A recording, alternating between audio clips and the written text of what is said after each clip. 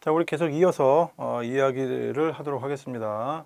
원체 중요한 이야기이기 때문에 여기서만 잘 들어도 나머지 뒷부분은 우리가 충분히 여러분들의 어떤 그 독해 능력이라면은 충분히 이해하실 수 있습니다. 지금 이 내용만 잘 보시기 바랍니다. 자, 조금 전에 말씀드렸듯이 우리가 보는 시험은 대다수가 상대평가라고 얘기를 했고, 그 다음에 어디를 따르느냐, 여기서도 어차피 평가를 해야 되기 때문에 어디 뭔가 준이라는 게 있어야 돼. 준이라는 건 따른다라는 뜻인데 누구를 따라야 되느냐 했더니 집단의 룰을 따르겠다는 거야. 그래서 그걸 규준 참조라고도 하고 규준을 지향을 한다라고 해서 규준 지향 평가라고도 얘기를 합니다. 요런 단어에 좀 익숙해져야 돼요.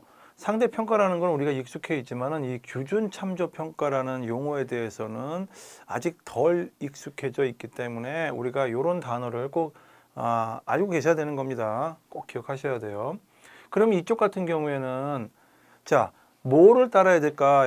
여기는 집단의 규를 따른다고 했죠. 규라는 게 이제 룰인데 집단의 뭔가 룰을 따르다 보면 거기에 맞춰서 내가 합격이 되느냐 안 되느냐 이게 결정이 되는데 여기 같은 경우에는 뭘 따라야 될까요?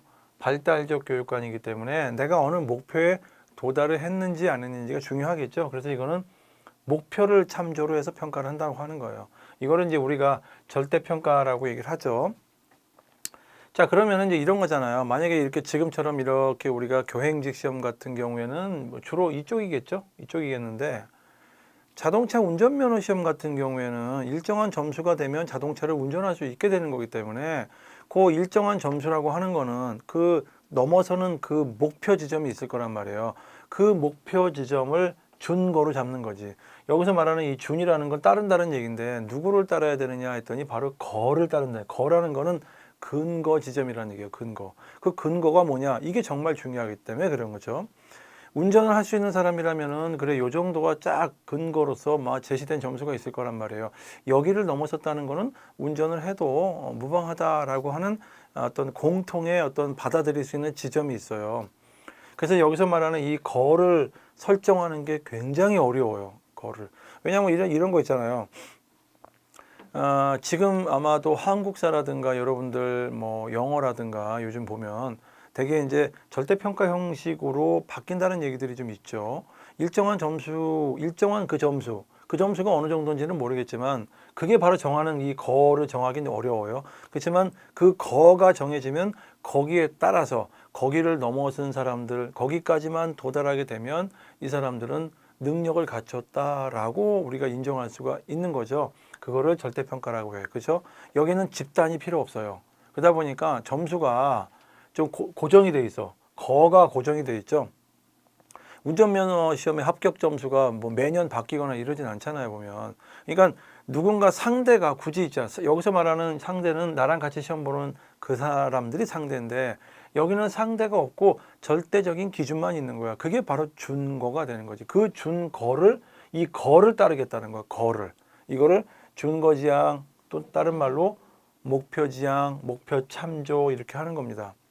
이런 단어에 우리가 좀 익숙해져야 된다라고 말씀드리는 겁니다. 앞으로 이어지는 모든 평가는 주로 이것 갖고 얘기를 많이 해요.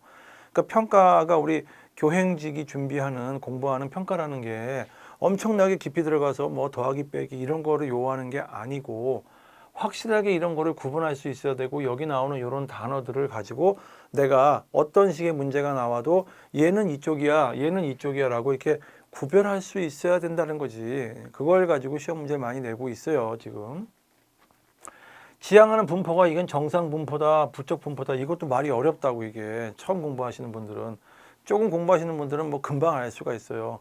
정상 분포라고 하는 거는 쉽게 얘기해서 이제 물론 수학자들이 연구를 해서 이렇게 뭔가 이렇게 어떤 분포를 가지고, 분포라는 게 딴 게 아니에요. 우리가 왜 어떤 점수를 받으면 평균 점수가 몇 점이냐 뭐 이런 것들은 금방 알 수 있잖아요. 뭐 30명이 있어. 30명이 있으면 그 30명을 가만히 봤더니 뭐 점수를 분포를 해보면 100점 맞은 사람도 있고 빵점 맞은 사람도 있을 것이고 뭐 50점, 60점 뭐 여러 사람들이 있을 거란 말이에요. 보면 그걸 가지고 한번 쉽게 이해할 수 있도록 분포가 어떠냐 이걸 한번 알아보고 싶은 거야.